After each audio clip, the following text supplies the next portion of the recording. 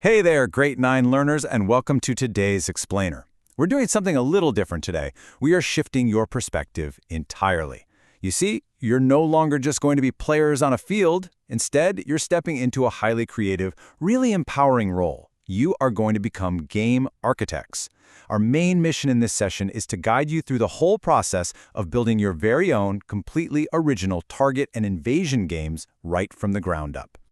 So I have to ask, are you ready to be a game architect? We're going to stop just playing the sports that already exist and start inventing our own. When you design a game, you're taking on this brilliant problem-solving process. It's not just about having fun, though that's a big part of it. It's a creative task that heavily builds your teamwork, your communication, and your deep understanding of how game mechanics actually work. Okay, let's dive into this. We've got a clear, step-by-step blueprint we're going to follow today to build a game from scratch. We'll cover the architect's mission, choosing between target or invasion types, setting up game mechanics, planning logistics and space, understanding the testing loop, and finally, putting it all together in the 4-quadrant blueprint. All right, step 1, the architect's mission, building from scratch. Moving right along to step 2, target or invasion. This is where you choose your game type. Now, as an architect, building a game from the ground up means making your first really big choice. What's the core classification of your game going to be? You're not just throwing together some random physical activities here. You're the one deciding the exact experience.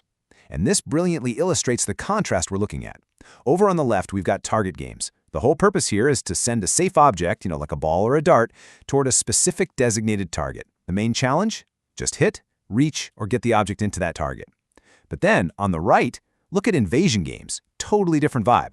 Here, a team actually has to enter the opponent's territory to score, all while fiercely protecting their own zone from being invaded.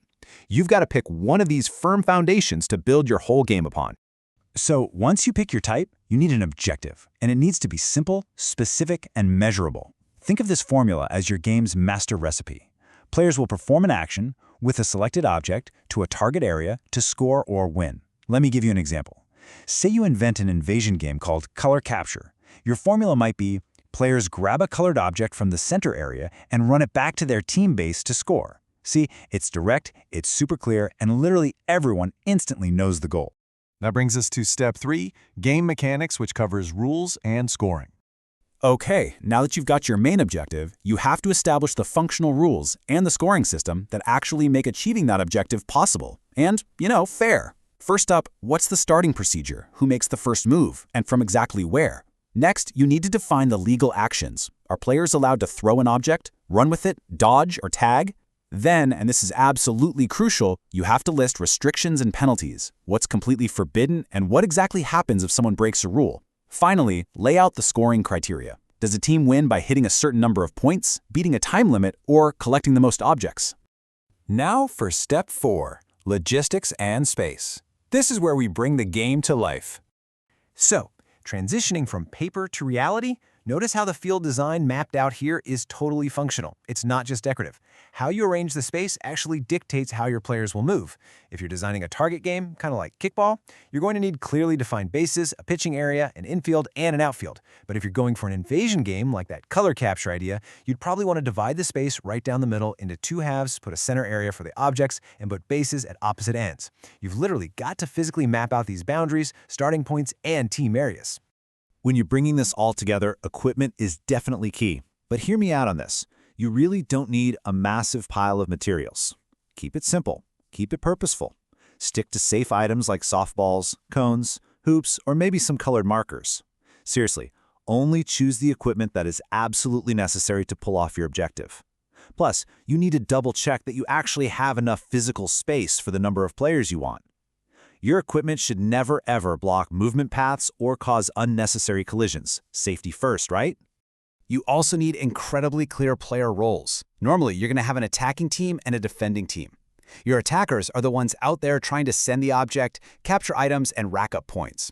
Defenders, on the flip side, are assigned to specific areas to tag, protect the base, or just generally prevent those scoring attempts.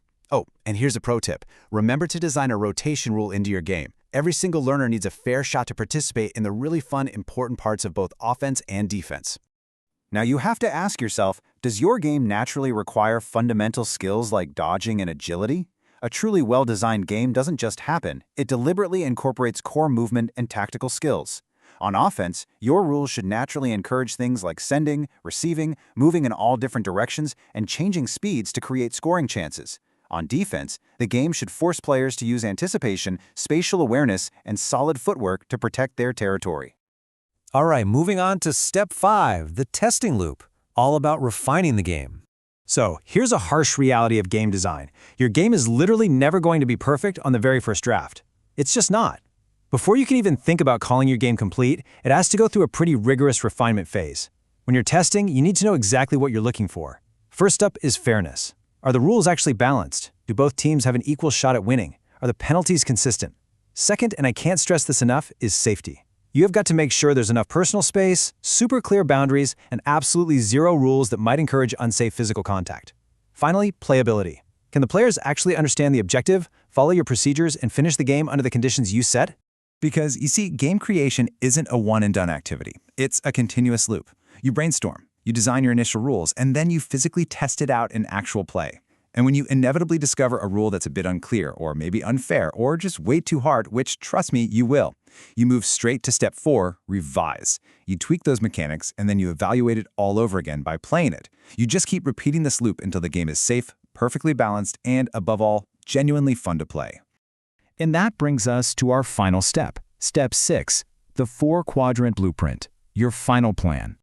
Now, before you even think about starting your physical testing, all your hard work needs to be built into this, the 4-quadrant blueprint. Think of this chart as your ultimate checklist to make absolutely sure no critical element gets left behind. In quadrant 1, you lock in the game name, the type, target or invasion, your objective formula, and the winning condition. Moving over to quadrant 2, that's where you track your players, their roles, the materials you need, and the exact starting procedure. Down in quadrant 3, you've got the core gameplay, legal actions, penalties, scoring, and a visual drawing of your field map. And finally, quadrant 4 acts as your ultimate final check for required skills, safety, fairness, and your testing plan. Once you've got this whole chart filled out, you are officially ready to play. To wrap things up, building a completely original game requires choosing a super clear objective, designing safe mechanics, mapping out your space, and rigorously running through that testing loop. I want to leave you with this really powerful thought translated from our source material. Ang magandang laro ay patuloy na pinapabuti, which translates to, a good game is continuously improved. Stepping into the shoes of a game architect means you are never truly finished refining the experience. So the next time you're looking out at an empty field or an open gym, I want you to ask yourself, what entirely new way to play will you create today that just might become the massive sports phenomenon of tomorrow?